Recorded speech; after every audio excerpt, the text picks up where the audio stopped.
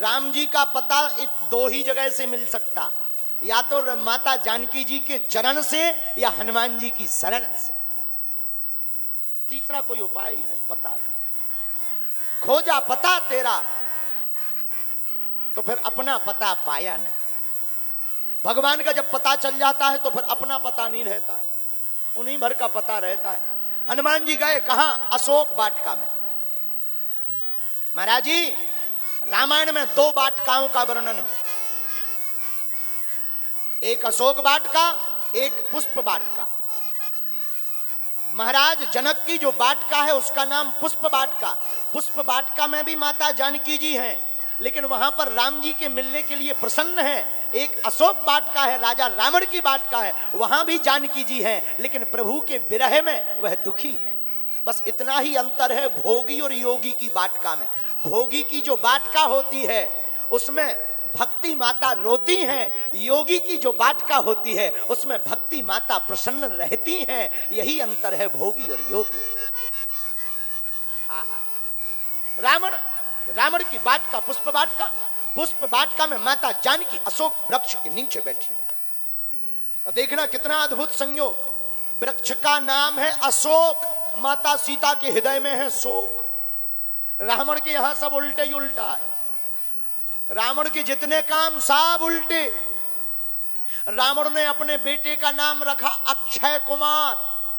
अक्षय कुमार का मतलब जिसका कभी क्षय ना हो, और हनुमान जी ने एक मुक्का मारो सो 13वीं हो गई। बताओ ये उल्टा नहीं तो क्या है? रावण ने कहा तेल बोर पटबांध पुनि पावक देहु लगाए। बंदर की पूंछ में तेल में बोर कर कपड़ा बांध के आगी लगाओ, लेकिन रावण की प्रजा इतनी मूर्ख, बोले तेल क्यों घी लगाओ।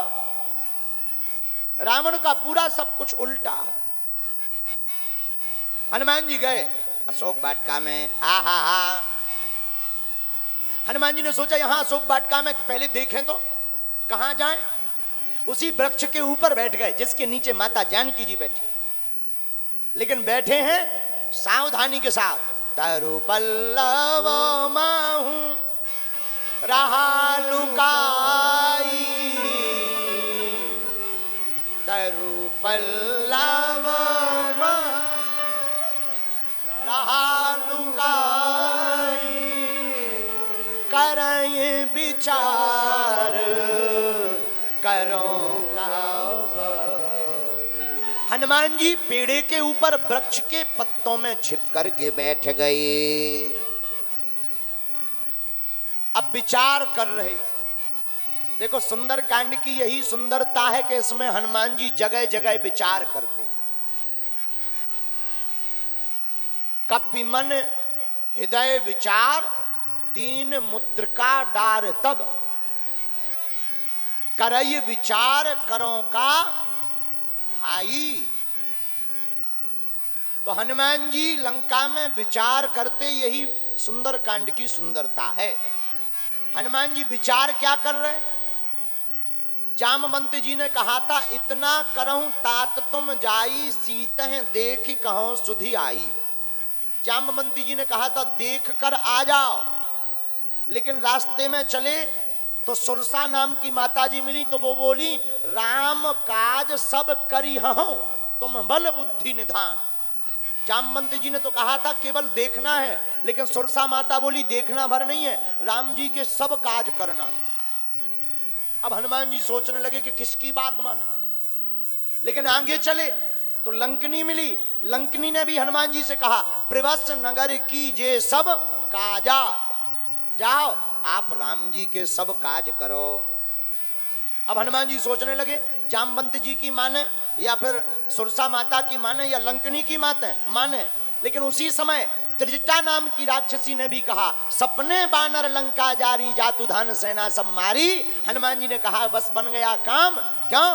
क्योंकि त्रिजटा ने बता दिया है कि और क्या करना है, केवल जानकी जी का पता नहीं लगाना, भक्ति माता का अपराध करने वाले रावण की लंका में आग लगाना है।